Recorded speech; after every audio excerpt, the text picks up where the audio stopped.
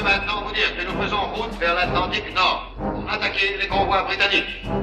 Nous allons couler leurs navires jusqu'à ce qu'ils n'osent plus les laisser sortir des ports. Nous ne sommes que 2 cuirassés pour cette tâche. Mais le monde n'a encore jamais vu le Bismarck. Commandant, ouvrez le feu immédiatement. Bâtiment de tête, objectif. Tourelle parée à faire feu. Bâtiment de tête, objectif. Tourelle parée à faire feu. À gauche toute. Fire! Fire!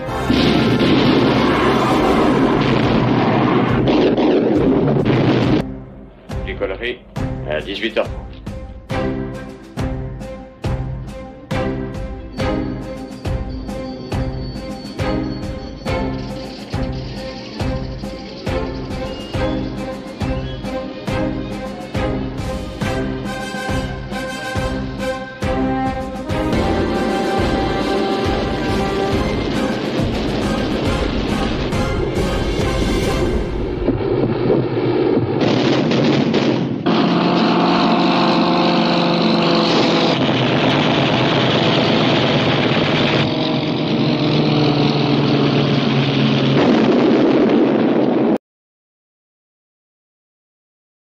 Hop, hop, hop. Bonjour tout le monde, bonjour les amis, j'espère que vous allez bien, moi ça va bien. Je suis de retour sur le cuirassé et sur le Bismarck qu'on avait laissé en plan depuis... Bon, oui, on l'a laissé depuis longtemps. Et donc maintenant que tous mes montages sont terminés, j'ai franchement hâte de terminer celui-là. C'est vraiment un montage qui me tient à cœur. Et il prend une place principale par rapport aux autres kits. Pourquoi? Parce que c'est le plus gros, il y a des défis techniques, il y a des choses à faire qui sont intéressantes au niveau historique, peinture, etc. Et donc du coup, je suis très content de retourner dessus. Et donc comme vous pouvez voir, je n'ai toujours pas fini la coque, parce que la coque elle est en plusieurs couleurs, avec différentes teintes de gris, etc. Et j'y suis presque. Donc comme d'habitude sur la série du Bismarck, on va tout d'abord se mettre un petit peu le côté historique, la suite, donc je vous rappelle si vous venez de débarquer sur ce montage du Tamiya Bismarck, j'ai décidé en fait de consacrer à peu près 3-4 minutes à toutes les vidéos concernant l'historique du bateau. Je trouve que c'est important, donc si vous désirez connaître l'histoire, je vous invite à aller regarder la première vidéo jusque maintenant. Et donc par contre si vous en moquez totalement, à ce moment là on se retrouve dans 3-4 minutes, vous zappez et on se revoit tout de suite. Allez, à tout à l'heure. Nous sommes le 23 mai 1941. La météo est changeante. Elle est en partie mauvaise et brumeuse. Mais de l'autre côté, il fait de beaux rayons de soleil avec une visibilité de presque 50 km. C'est avec ces conditions que le cuirassé doit composer. Dans la soirée, le Bismarck doit éviter les champs de mines mis en place par les Britanniques à l'ouest de la côte d'Islande. La division serre la banquise et zigzague entre les glaces dérivantes dans un chenal de 3 nautiques, soit environ 5 km et demi. À 19h22, les alarmes du Bismarck retentissent à travers la brume, où l'on peut distinguer la forme d'un navire faisant route au sud-ouest à forte vitesse. Avec ces changements de bord, on peut deviner 3 cheminées et des œuvres mortes. Incontestablement, il s'agit du HMS Suffolk. Les Allemands parviennent à intercepter tout de même un message. Cuirassé et croiseur en vue à 20 degrés. La division est maintenant détectée. Après réception du message par la flotte britannique, l'amiral Holland, à bord du Aude, ordonne son escadre de pousser les feux afin que les navires se retrouvent sur une voie d'interception. Il ne faut en aucun cas que ces bâtiments de guerre soient en océan Atlantique. À 20h30, les alarmes retentissent de nouveau sur le cuirassé.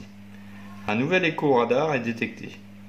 À cause d'une erreur de navigation, le Norfolk qui veut rejoindre le Suffolk à toute allure vient de surgir du brouillard à peine à 6400 mètres des toiles du Bismarck. Le cuirassé alors tire une salve d'obus et le croiseur a juste le temps de repartir se cacher dans la brume. À ce moment, le croiseur se metta à bonne distance pour les suivre grâce à son radar.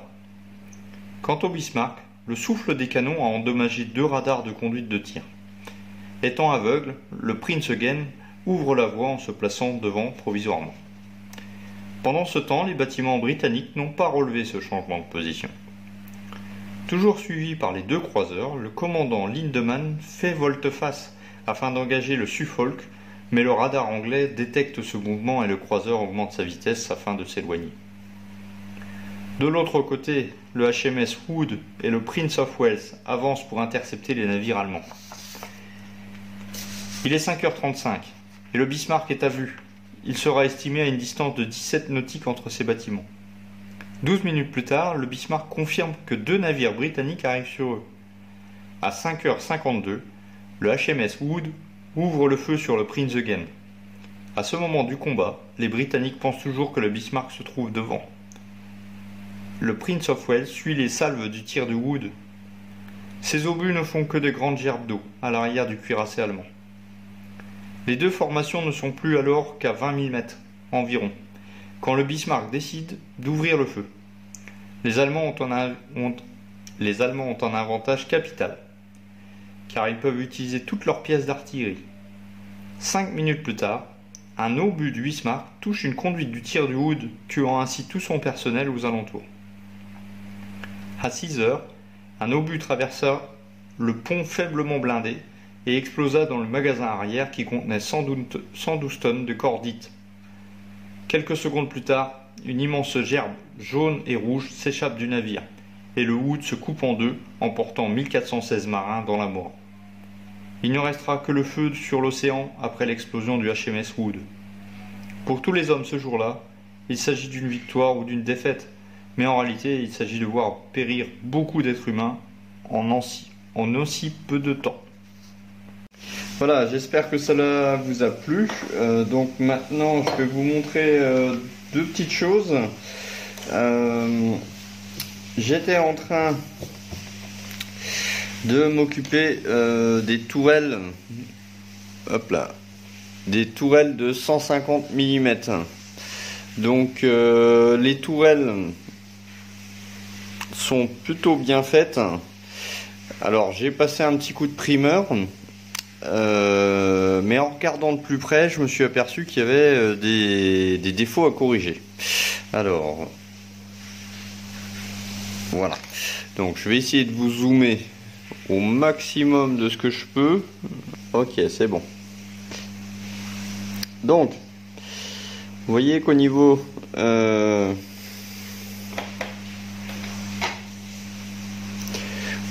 la toile, donc c'est que je suis ici, là j'ai une ligne en fait sur le renfort, donc en fait elle vient passer là, donc ça encore ça choque pas trop,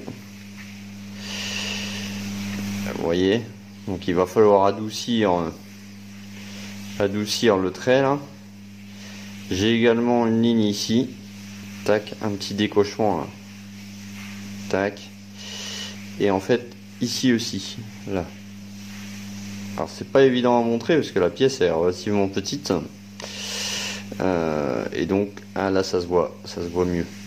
Vous voyez ici, en fait j'ai pas fait gaffe, et donc forcément il y a une ligne qui passe là aussi et qui fait le tour en fait et qui redescend là. Donc je me suis occupé de ça, et donc sur la pièce que je viens de poncer, voilà, là c'est tout lisse, on n'a plus l'effet d'escalier. Donc je me suis occupé de ça, qui prend déjà un bon bout de temps, hein, parce qu'on commence au grain 300, 1000, 1500, 2000, et donc avec le casque loupe je m'assure d'avoir rien oublié. Alors voici un petit peu de nouvelles de ce bateau.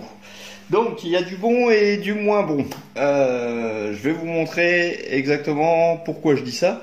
Parce qu'il y a des choses qu'il va falloir, on va dire, retravailler, et d'autres, malheureusement, il va falloir refaire totalement.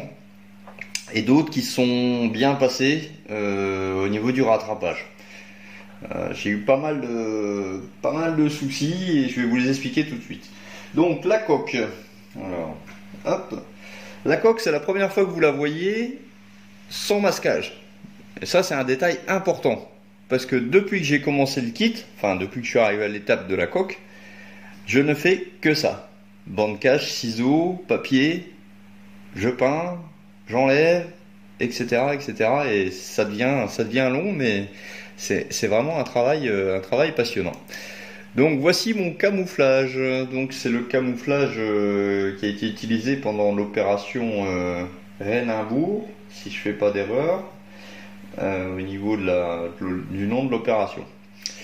Donc comme ça de loin, on va se dire bon bah voilà, c'est nickel, il n'y a pas de problème. C'est vrai qu'à distance, on va dire là, 30-40 cm, ça reste raisonnable, on va dire, comme petite peinture. Bon, j'ai retouché quand j'ai démasqué, en fin de compte. J'ai dû repasser des endroits, des couches de peinture. Alors j'ai fait au pinceau. Pourquoi? Parce que sinon il faut tout remasquer et ça prend... Le masquage d'une partie, ça peut me prendre une journée, quoi. C'est énorme au niveau temps. Donc j'ai tenté des trucs. Le rouge a été fait en Tamiya lac, le gris en Vallejo modèle color. Le noir et blanc, c'est de la peinture Tamiya en acrylique. Et ben, comme par hasard, j'ai eu des soucis très légers, mais des soucis d'arrachement. Ou simplement la courbe qui n'était pas bonne, etc., etc. Et donc, je pense que certains d'entre vous connaissent déjà la suite. L'acrylique en Tamiya au pinceau n'est, on va dire, vraiment pas adapté pour ce genre de travail. L'inconvénient, c'est que si on prend une autre marque de peinture, du blanc mat ou du noir mat, vous allez me dire c'est pareil. Eh ben non. Les autres gammes de peinture ne correspondent pas exactement à la teinte que j'ai appliquée à l'aérographe. Et donc j'ai fait on va dire, pas une boulette, mais il fallait faire le test. Donc je vous montre. Hop là. Alors, vous verrez les néons en même temps. Donc ça c'est mon premier essai au niveau de la peinture avec la Tamiya. Et vous voyez, ça fait dégueulasse. Donc il va falloir que je ponce et que je repasse une couche très léger, mais il va falloir masquer toute la zone là, en fait, compte faire un carré et refaire le carré blanc. À la suite de cette déconvenue, j'ai décidé de procéder autrement. Donc j'ai pas jeté les pots au Tamiya, mais je les ai mis dans un coin. J'ai utilisé ma Vallejo qui au pinceau est une merveille, mais pour éviter d'avoir une nuance de teinte différente par rapport au coloris que j'avais déjà appliqué par l'aérographe, j'ai décidé en fait de diluer énormément ma peinture, donc avec le thinner de la marque de chez Vallejo, donc j'ai dilué énormément, et là je suis passé au pinceau, par exemple sur le noir, sur le blanc. Et là, vous voyez, c'est nickel. Ça se voit plus. Mais par contre, j'ai dû repasser à des endroits, j'ai dû repasser, je sais pas, 8 fois, 9 fois. Mais c'est mieux de commencer avec une teinte diluée que l'inverse. Progressivement, je suis arrivé à la teinte de l'aérographe. Parce que j'aurais mis, par exemple, directement la peinture sans dilution, j'aurais peut-être été plus foncé que la teinte de l'aérographe. Et bon, là, ça serait vu. Donc j'ai encore des petites retouches là, par exemple, j'ai le Hull Red qui s'est un petit peu sauvé. Alors ça me fait un peu peur parce que le Hull Red, j'en ai pas en Vallejo, j'en ai qu'en Tamiya en lac. Le pinceau, pas encore testé. Là, j'ai un petit peu de noir à remettre, donc c'est pareil, ça je vais le refaire tranquillement au pinceau. Et puis là j'ai ma ligne de flottaison en fait qui était pas bonne, donc j'ai essayé de refaire un petit peu pinceau. Bon, c'est pas tip top, donc je dois revenir à ce moment-là. Donc pour l'instant, les problèmes que je vous ai dit, c'est pas énorme. Le blanc, c'est pas grand-chose, etc. Ce qui m'embête le plus, et vous allez le comprendre tout de suite, c'est qu'à force de faire des couches successives de peinture, par exemple, j'ai fait ma bande blanche, donc j'ai masqué autour, j'ai fait ma peinture, j'ai démasqué, j'ai attendu, j'ai remasqué ma bande blanche, j'ai fait un autre masquage, j'ai fait ma bande noire, etc. etc. Et entre le temps, le masquage et le démasquage, eh ben, le problème c'est que ça peut laisser des traces. Ou éventuellement, la peinture que j'ai mis en gris là a été plus en épaisseur que la partie qui était masquée. C'est logique. Donc, voilà un autre problème qu'il faut que je m'occupe. Est-ce que je vais le voir? À la caméra, on voit pas. Franchement, j'aimerais tellement que ce soit comme ça en réalité. Ah, c'est bizarre ça. Ah, voilà. Alors, voilà ma déconvenue sur la couleur grise. Regardez, là et là, c'est la même couleur. C'est exactement la même chose, mais avec les masquages, les bandes de masquage, ça m'a laissé des marques. Donc, c'est vrai que si je vous le montre de loin, comme ça, vous allez dire c'est nickel, bravo. Mais en fait, il y a des bandes là.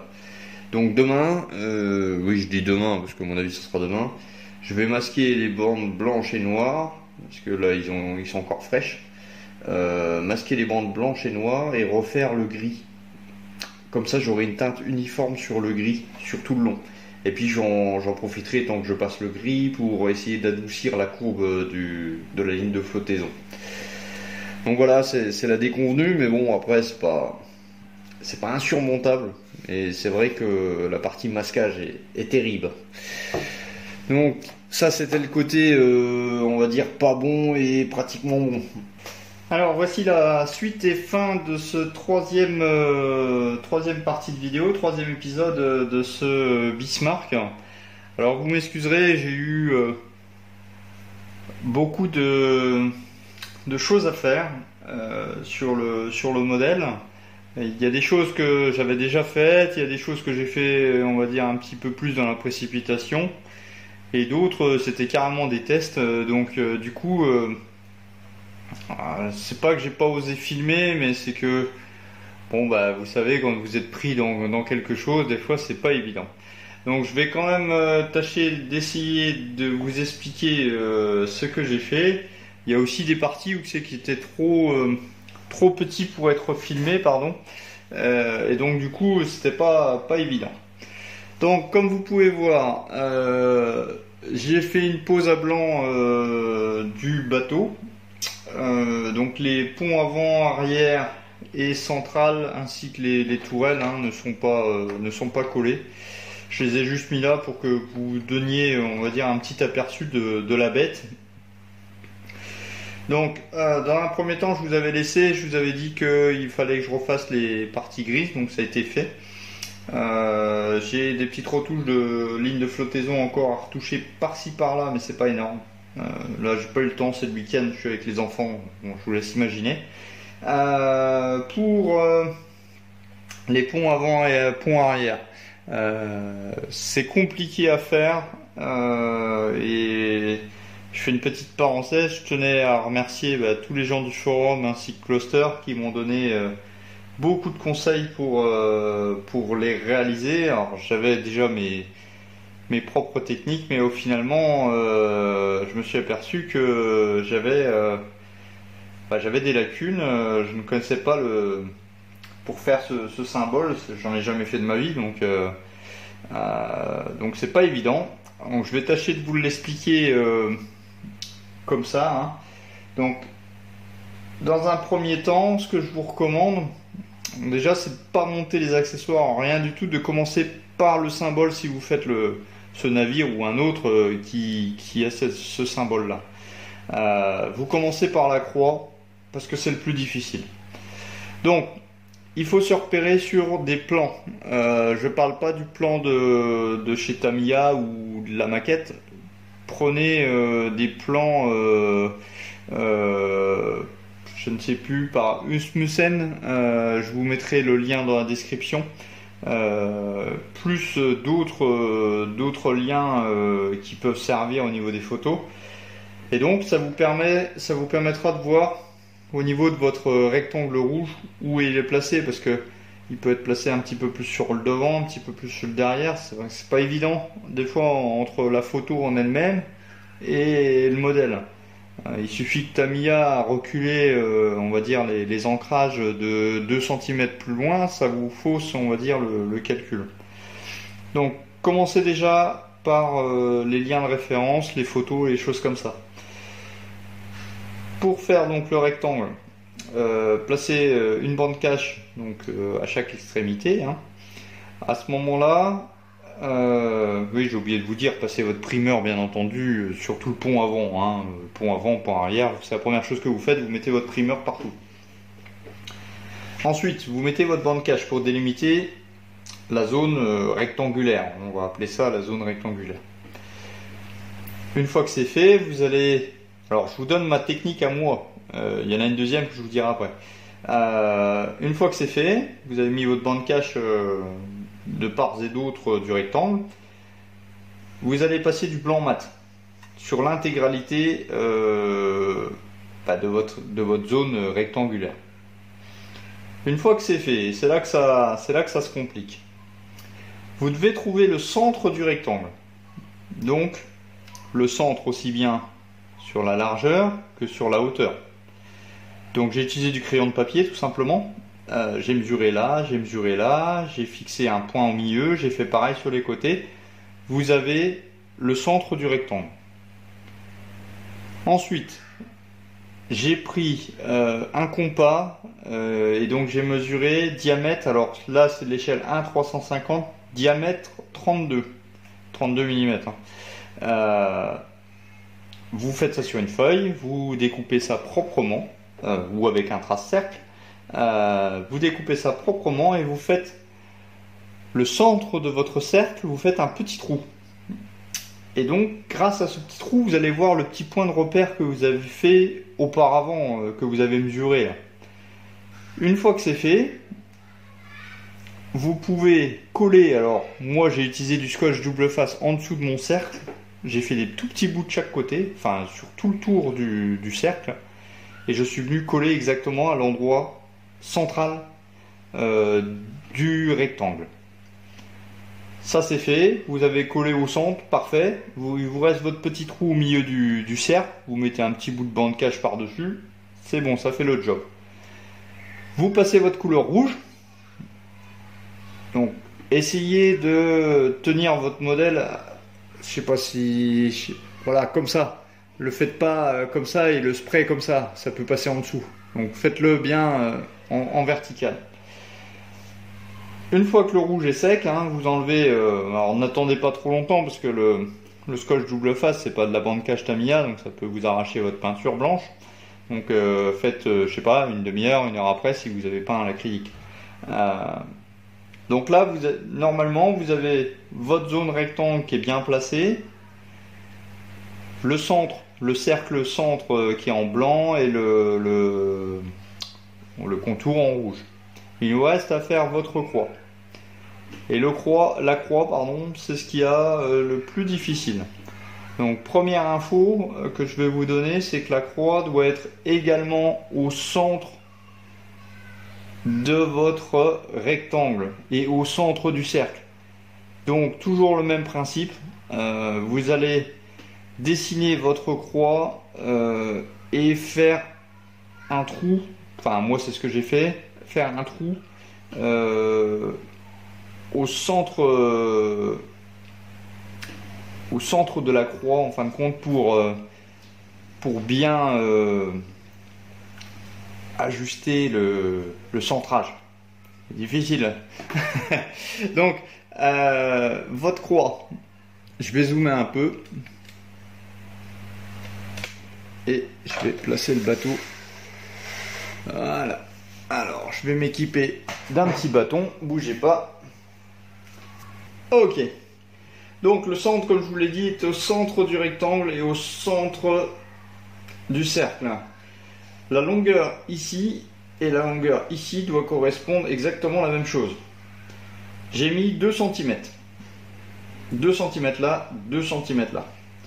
Pour une largeur de 4 mm. Donc, investissez comme moi, sinon vous allez perdre un temps fou, ça va vous énerver. Vous prenez, enfin, investissez, c'est pas non plus des milliers des sommes, du papier millimétré et un critérium. Pourquoi le critérium? Votre mine sera beaucoup plus fine pour suivre les traits. Et donc, faites pas au crayon. J'ai déjà fait l'expérience, c'est pas terrible. Donc, 2 cm de longueur, 4 mm de largeur. Les deux axes sont perpendiculaires, hein. Il faut bien qu'ils soient centrés. Ensuite, les retours, naturellement, ils seront de 4 mm et ils vont arriver à la limite des 2 cm. Voilà, donc vous faites votre croix sur le papier millimétré avec votre petit trou. Pour l'instant, vous ne la coupez pas. Vous coupez le papier millimétré un petit peu plus large, donc par exemple ici jusque là. Une fois que vous avez fait ça, vous venez pas le coller mais mettre en plus. Et donc grâce à votre trou, vous allez voir votre repère. Vous allez voir votre repère fait auparavant au crayon. Il vous suffit de placer un repère sur le papier millimétré et un repère sur la coque ou sur le pont. Hein. Vous en faites 4. 1, 2, 3, 4. Voilà. Votre repère est fait sur le bateau et sur votre papier millimétré. Votre repère est fait. Vous allez découper ce coup-ci sur le papier millimétré la forme de la croix. Et donc en fin de compte, ça va vous faire un masque complet qui va masquer la totalité du pont, sauf la croix.